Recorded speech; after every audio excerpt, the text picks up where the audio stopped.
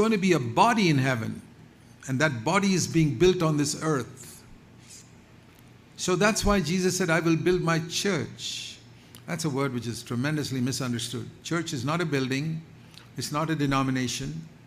It's a group of people who have been pulled out of the world to come under the headship of Jesus Christ. Church is not just a place where we love one another and care for one another and help one another. It's not a place where we just come to listen to stirring sermons and improve our personal life or our family life. It's a place where we are to be built together. We're not initially built together when we come to a fellowship. God wants to build us together. So our goal in all of our churches, CFC churches, is to build the Church of Jesus Christ. And that's why we expect everyone to be totally committed to Christ. If you're totally committed to Christ, you will be totally committed to the other members of his body. Example, if this hand of mine is totally committed to the head, to the brain that controls this hand will be totally committed to every part of this body. If any part of this body is injured, this hand will rush to help that. If one hand is not able to do a work, this hand will do the work of two hands, because the other hand is temporarily incapacitated. So that is a body. So we're not like, in the many medical colleges, they have human bodies that are cut up into pieces, hands and legs and noses and ears and all separate. Yeah, we can say they're all parts of a body, but they're not a body. There are two eyes here, and there are two ears here, and two hands and two legs, and a stomach and a heart and a liver and all. Every part of the body is there in that anatomy laboratory, but it's not a body. It cannot function together. And that's not the type of church Jesus is building, where you have your own walk with the Lord, and somebody else has their own walk with the Lord, and that's a hand, and that's an eye, and that's a ear, and all like pieces of anatomy laboratory. That's not a church. The church is where all these are built together. Like that little booklet I advertised yesterday, you can be a congregation. A congregation is a group of people, no different from a movie theater congregation. The only difference is there they are interested in a movie, here they are interested in a message from the Bible. And many churches are congregations. They go there only because there's a good preacher. You go to a movie theater, like many people, I don't go, but people go to movie theaters to watch a good movie. So people go to church to listen to a good preacher. It's a congregation. When you go to a movie theater, you don't even know the person sitting next to you. And the next time you go to a movie theater, somebody else sitting next to you. So in these mega churches and many churches, people come together. They don't know each other, but they are interested in what's happening up in front, a great preacher, a famous preacher. And they are listening to him, and they come there mainly to listen to him. I explained in that little booklet called Congregation, Club, and Church. You can read it. A club is where people don't have a connection with the Lord, and they're not much interested in what's being preached in the pulpit. It doesn't matter whether it's Ephesians or Philippians, or they sort of endure it, and probably the sermon is not very interesting.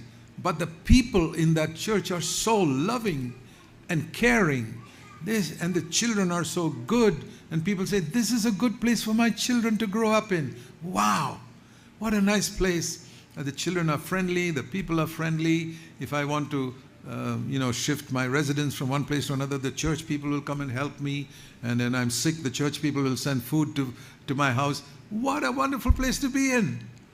They don't need any connection with the Lord. They're not interested in the preaching from the pulpit, but it's a wonderful relationship with one another. It's a club. The only thing, they don't come there to play cards. They don't come there to play tennis. They come there to listen to a sermon. But the main thing is they're a wonderful club. And because that relationship is so good and intense, they say, this is a wonderful church. No, it's not. Find out what's the connection with all these people with the head. Pretty much nothing. Husbands and wives yell and scream at each other at home, and there's unrighteousness in financial matters and all types of things, but it doesn't matter because they care for one another. But a church is where every single person has a connection with the head. They listen to him, they've got a good conscience, and they care for one another. But the connection with the head comes first. Like the two arms of the cross, the vertical arm always bigger than the horizontal arm. The connection with the head is most important, but without the horizontal arm, there's no cross. There's the horizontal relationship with one another also, but the vertical one is most important. That is a church. That's what we're seeking to build in our churches. We're encouraging each person to have a wonderful vertical relationship with Jesus Christ, with a clear conscience all the time, and also to build fellowship with one another. I'll tell you my experience through 44 years of building churches in many countries. I have seen that sometimes the people I sit with in my hometown of Bangalore, in India, people I meet more frequently than all the other Christians I know, I don't have much fellowship with some of them. This is a fact. Even though they sat with me there for 20, 30 years. Very little of what we call Christian fellowship. And then at a conference, somebody comes along whom I have not seen for 1 year, and who's living in another place, and he comes along for the conference, and instantly we have very close fellowship. You know why? Because all that 1 year, he was walking with the Lord there, and I've been walking with the Lord here, and when we come together, we are one. Because we are both connected to the head, even though we didn't see each other. This is fellowship. It doesn't have to be closeness all the time. Why do these two hands work together? Is it because they're always holding hands and hanging around together like this? That's a club. You know, you say, I got to hang around with all the friends here in the church and then we'll be one. No, you will not. That is a human type of oneness. Always these two members of the body always holding together. No. It's this connection of this hand with the head and this connection of this hand with the head that makes them work together. So it's not by my spending a lot of time with one person.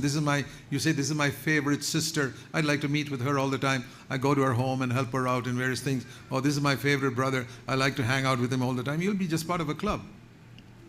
But instead, if both of you really seek a connection with Christ and say, Lord, I want to walk with you with a good conscience all the time, you'll find a oneness with that other person which is way beyond this hanging around together. A lot of people who hang around together for a long time, sometimes after 4 or 5 years, they break up and they never want to talk to each other.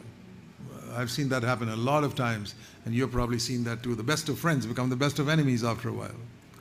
Because they're trying to have a fellowship in a horizontal direction alone. It's the same with a husband and wife. If a husband and wife are to really got to be one with each other, it's not by spending a lot of time together, which is very important.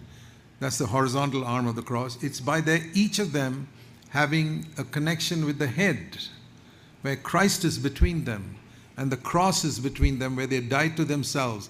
Then they become one with each other.